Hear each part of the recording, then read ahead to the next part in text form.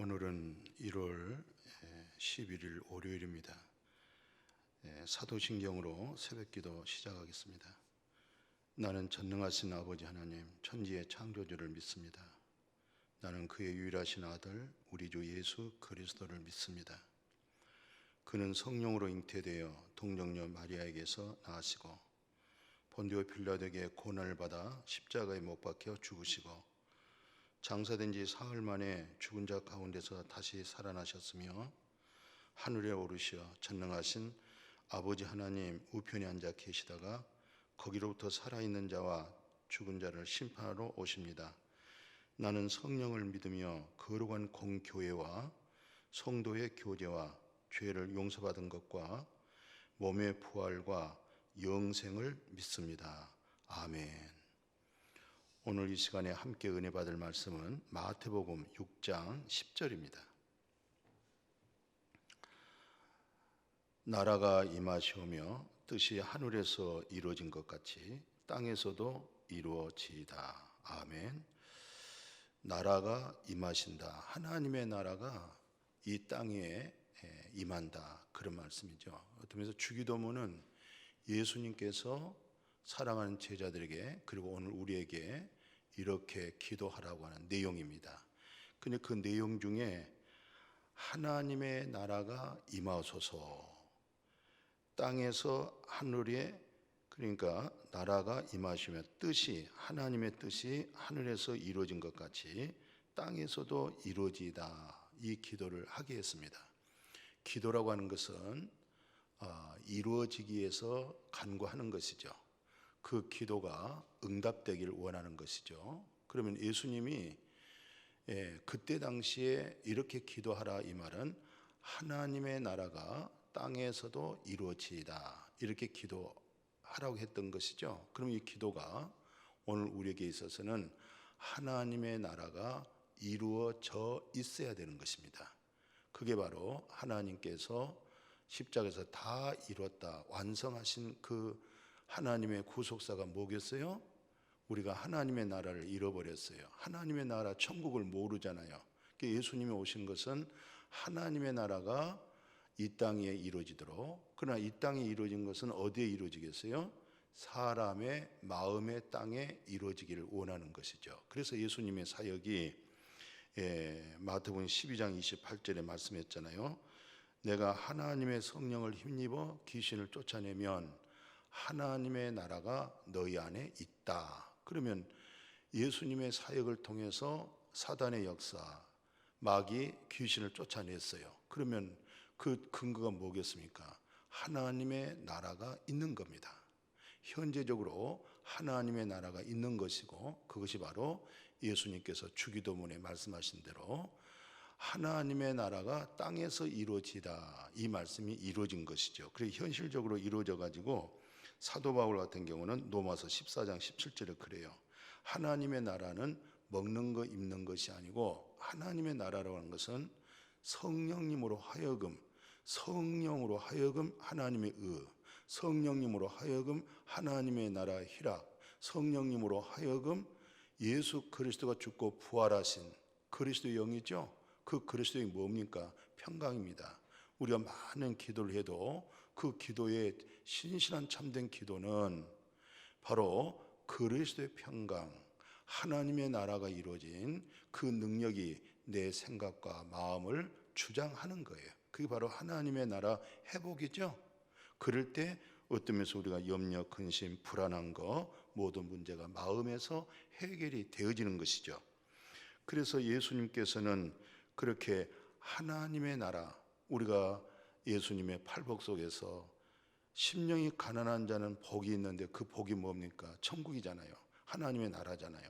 그러면 오늘 우리의 믿음은 하나님의 나라가 현재적으로 되어 있는 겁니다. 그리고 두 번째 복이 뭐라고 그랬어요? 애통한 자는 복이 있나니 죄가 위로받는다. 오늘 우리가 어떤 위로를 받겠어요? 하나님의 나라의 위로, 하나님의 말씀을 통해서 위로받겠죠. 그래서 시편 119편 49절 이하에 그렇게 말씀하고 있어요. 너희 중에 하신 말씀을 기억해라. 이 말씀은 나의 고난 중에 이로라. 주의 말씀으로 나를 살리셨도다. 그러니까 오늘 우리가 살아난 것은 무엇으로 살아났어요? 하나님의 말씀으로 살아났습니다. 또 여전히 하나님의 말씀으로 나를 소생시키십시오. 그런데 하나님의 말씀으로 나를 위로한다. 정말 참된 그리스도인들은 무엇으로 위로를 받겠어요? 하나님의 말씀으로 위로를 받게 된 줄로 믿습니다. 그래서 고린도후서 1장 3절 이하의 사도 바울은 모든 위로의 하나님 그랬어요. 오늘 우리를 위로한 자가 누구예요? 하나님. 하나님으로 위로받는 것이죠. 찬송할 때 위로받고, 기도할 때 위로받고, 말씀 들 때 위로받고, 또 서로 말씀을 교제하지요. 그 말씀이 뭐 세상 말로 교제하는 거 아니잖아요.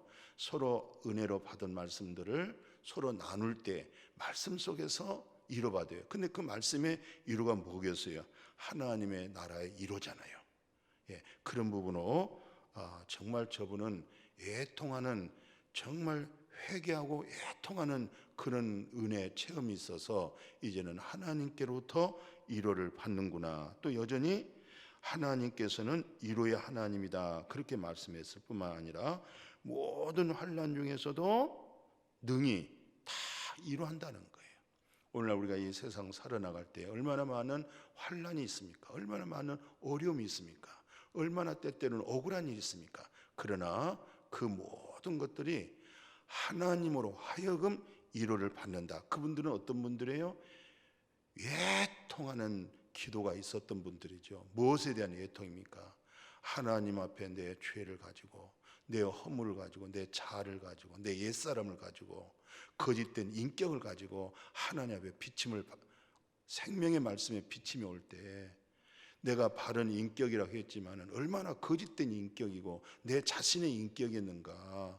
그리스도를 세워지지 못한 그런 자신에 대한 애통의 기도가 있어서 이제는 하나님의 말씀이 임했잖아요. 하나님의 사랑이 임했죠. 거듭난 생명이 왔죠. 하나님의 거룩한 나라가 임했죠. 그래서 그 사람들은 늘 시시때때로 하나님께로부터 큰 위로를 받게 되어진 줄로 믿습니다. 그래서 그런 분들은 갈라디아 5장 22절 아시죠? 갈라디아 5장 22절 23절은 무슨 열매예요?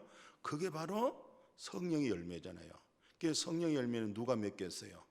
심령이 가난한 자는 천국이 저희가 있다고 그러잖아요. 그 하나님의 나라 가운데 있는 것은 곧 성령으로 거듭났기 때문에 성령의 열매가 있는 거죠. 그래서 저 양반은 말씀이 성령이고 진리의 성령인데 말씀을 통해서 열매가 맺구나. 그러므로 성령의 열매가 뭡니까? 성령의 열매는 말씀 그대로 오면 사랑과 희락과 화평, 오래 참음과 자비와 양성과 충성과, 여기에 뭐가 있어요? 바로 온유함입니다. 그러니까 온유는 누구로 하여금 하나님의 나라가 있는 사람, 온유는 누구에게? 바로 하나님의 말씀에 위로를 얻은 사람들의 성품이 뭐예요? 온유함입니다. 그래서 온유한 자는 복이 있어요. 어떤 복이 있어요? 하나님의 나라를 기업으로 얻는다. 땅을 기업으로 얻는다. 누가요? 온유한 사람. 그러니까 그 온유한 사람으로 하여금 땅을 기업으로 얻는데 하나님의 나라에 그게 유업이거든요. 그러니까 하나님의 나라에 유업으로 살 수 있는 분들은 어떤 분이었어요? 온유한 성품을 가지고 있는 분들입니다. 그분들이 애통한 체험이 있었죠. 죄에 대해서 애통함이 있었죠. 바로 죄에 대해서 애통함으로 말미암아 성령의 은혜 입었잖아요. 생명의 성령의 거룩함과 씻음을 받았잖아요. 그런 사람들의 마음은요 언제나 심령이 가난한 거죠. 마음이 가난한 거죠. 그러니까 돈이 있어도 권세가 있어도 세상의 모든 것들이 다 부유하지만은 그것으로 부유하지 않고 마음이 하나님의 나라로 보이지 아니한 것으로 신성의 능력으로 부유한 사람, 이런 사람들 일컬어서 저분은 참 심령이 가난하구나, 그런 사람들 일컬어서 성령의 열매가 맺어진 온유함이 있구나. 그래서 그 온유함을 고린도전서 2장 16절에 뭐라고 그렇게 했어요? 아주 중요한 말씀이잖아요. 우리가 아무리 하나님 말씀을 많이 알고 기도를 많이 하고 뭐 어쩌고 저쩌고 잘 가르친다 할지라도 고린도전서 2장 16절은 바로 누가 주의 마음을 알아서 주를 가리키겠느냐. 여기서 가리킨다는 것은 누굴 가리킨다는 거예요? 누가 주님의 마음을 알아가지고 주님을 가리키겠냐. 그러니까 주님을 가리킨다는 것은 주님의 마음을 알아야 주를 가리키는데, 주를 가리키는 것은 바로 주님의 말씀보다도 그 말씀을 하게 하신 그 마음을 알아서 그 마음을 가리킨다는 거죠. 그래서 오늘 성경이 그렇게 말해요. 그리스도의 마음을 가졌다. 바로 그리스도의 마음을 가진 사람은요, 율법의 선보다도, 양심의 선보다도 가장 아름답고 덕스러운 사람이 누구겠어요? 그리스도의 마음을 가진 사람이에요. 그리스도의 마음을 가져야 그리스도를 가리키는 거예요. 예수님을 가리키는 거예요. 예수님을 가리키는 건 뭘 가리키겠어요? 예수 그리스도의 마음을 가리키는 거예요. 하나님의 마음을 가리키는 거예요. 하나님의 뜻을 가리키는 거예요. 우리가 보통 다 부모 밑에서 성장하고 결혼하잖아요. 자녀를 낳고 키우다가 어떤 표현하고 왔어요? 어머니의 마음, 아버지의 마음이 되잖아요. 우리가 많은 기도하고 은혜 받고 하나님의 나라가 있고 위로를 받고 온유하다 할 때는 바로 온유한 마음이 무슨 마음이겠어요? 바로 그리스도의 마음입니다. 금년 한 해 살아갈 때 그리스도의 마음으로 살아가십시다. 우리가 그리스도의 마음을 알면 어떤 사람도 정죄하고 판단하고 심판하고, 그분이 어떤 잘못을 했다, 실수를 했다 그래도 그 상황에 그 뜻을 알아야 됩니다.